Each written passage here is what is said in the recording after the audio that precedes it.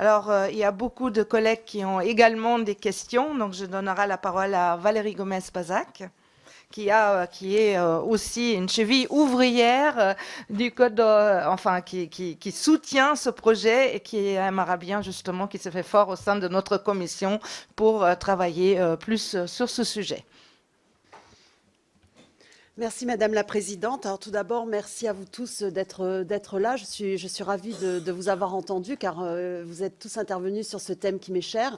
Donc j'ai déjà eu le plaisir de vous rencontrer et de vous entendre. Donc comme vous, je suis convaincue parce que ce Code européen des affaires serait une avancée positive à un moment où l'Europe connaît une crise qui pourrait laisser place à une certaine méfiance. Arriver à unifier tous ces États et à aller dans une démarche commune, ce serait un signe fort et positif. Donc en ce sens, je pense que l'on peut aussi ne pas être sceptique et puis se dire que tous les projets qui ont jusqu'à aujourd'hui échoué, peut-être qu'aujourd'hui le contexte est différent et ça pourrait peut-être fonctionner. Ensuite, l'OHADA, vous en avez parlé, est un bon exemple aussi de réussite en droit des affaires et c'est vrai que ce n'est pas assez connu, on n'en parle pas assez, mais ça peut vraiment fonctionner.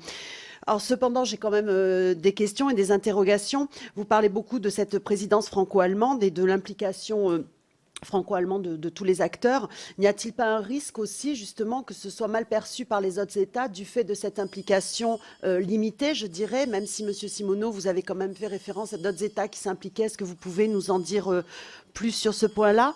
Et un autre, comment peut-on faire passer aussi l'idée qu'il n'y a pas de volonté de rajouter de la réglementation à la réglementation? Là, je pense que cette question est plutôt pour vous, Monsieur le Professeur, si je peux me permettre.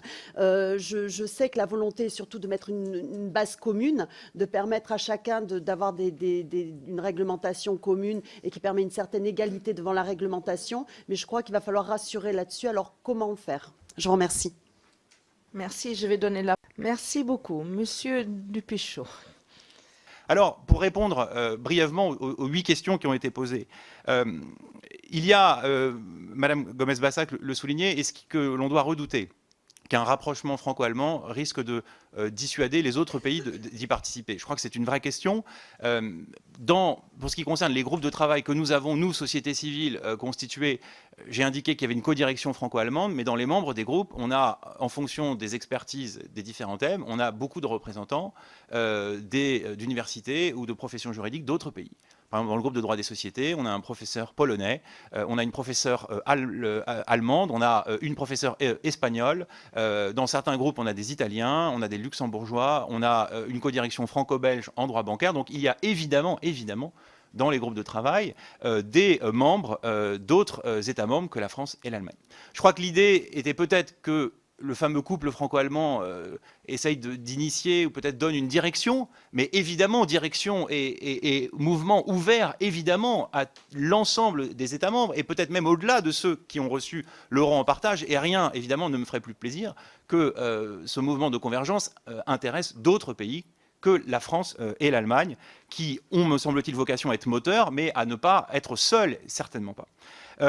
Est-ce qu'un code signifierait trop de réglementation et davantage qu'aujourd'hui? Je ne le crois pas. Pourquoi? Parce que on s'aperçoit parfois que la loi nouvelle et dans des réformes récentes françaises, par exemple, je pense à la réforme du droit des contrats de 2016-2018, ne comporte pas plus de dispositions que le droit de 1804, alors qu'on a intégré 2 siècles de jurisprudence. Donc lorsque la loi est intelligemment faite et pensée, elle ne gagne pas en poids, elle ne gagne pas, elle ne devient pas obèse, alors même qu'elle est devenue plus moderne, plus actuelle et plus lisible pour le citoyen et l'entrepreneur. Donc je pense qu'un travail mené intelligemment pourrait être un travail qui ne serait pas un travail qui réglementerait davantage, mais un travail qui au contraire simplifierait et peut-être, si l'on y veille, proposerait des dispositions peut-être plus succinctes que celles que l'on trouve actuellement. Et il n'aura pas échappé à qui que ce soit que nos directives sont parfois un peu longues, un peu indigestes, un peu illisibles. Et je pense qu'il est possible, encore une fois par la technique de la codification, de faire plus court, plus laconique, plus accessible pour le citoyen, l'entrepreneur.